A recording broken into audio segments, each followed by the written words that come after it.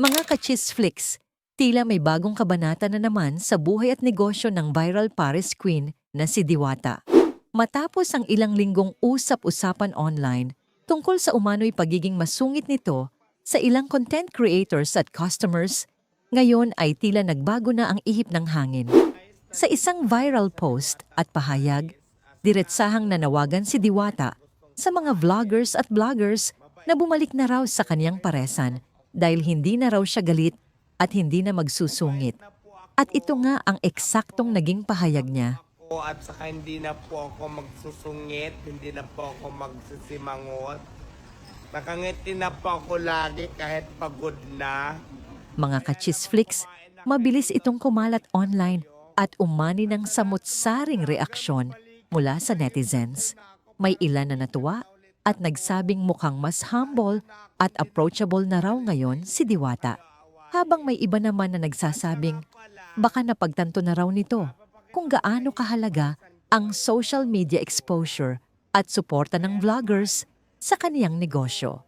Matatandaan na sumikat ng husto si Diwata dahil sa kaniyang murang pares, kakaibang personalidad, at ang viral na pila sa kaniyang pwesto sa Pasay. Halos araw-araw noon ay dagsa ang vloggers, food reviewers at content creators na gumagawa ng video tungkol sa kaniyang paresan. Marami rin ang natuwa dahil sa kwento ng kaniyang buhay at sa pagiging palabiro nito sa kamera. Pero habang lalo siyang sumisikat, unti-unti ring dumami ang kontrobersya. Nagkaroon ng mga viral clips kung saan napapansin umano ng netizens na mabilis na siyang mainis, masungit sa ilang vloggers, at tila hindi na raw katulad dati ang pakikitungo sa mga customers. May ilang content creators pa nga na nagsabing hindi raw sila komportable sa naging trato sa kanila habang nagbo-vlog sa lugar. Dahil dito, naging hati ang opinyon ng publiko. May mga nagtanggol kay Diwata at nagsabing baka napapagod lang ito dahil sa sobrang dami ng tao araw-araw.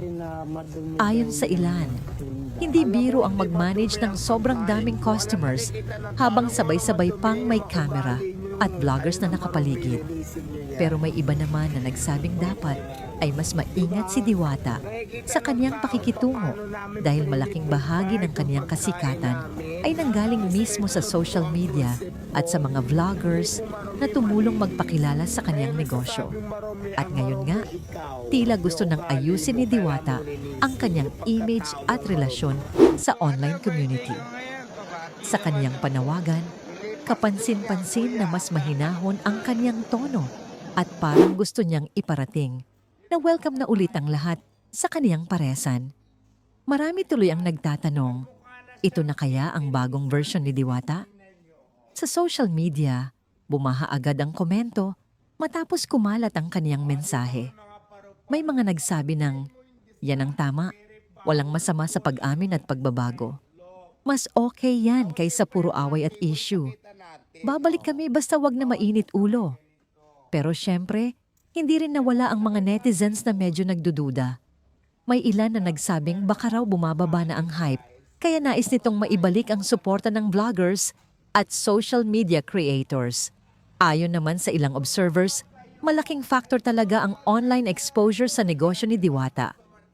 Noong kasagsagan ng kaniyang viral fame, halos araw-araw trending ang kaniyang paresan. Ang daming content creators na gumagawa ng reviews, challenges, mukbangs at interviews tungkol sa kanya.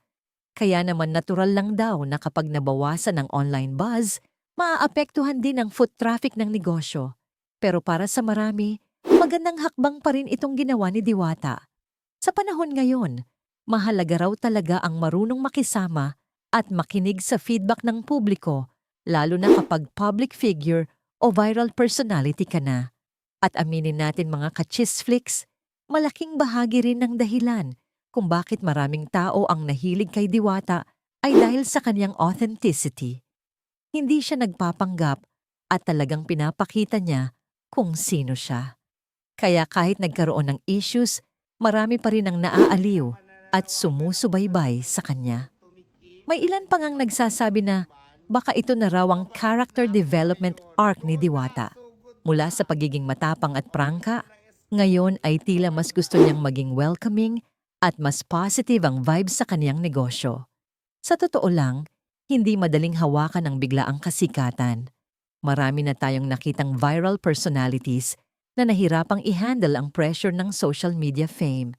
Isang maling salita o maling reaction lang minsan, pwede nang maging malaking issue online.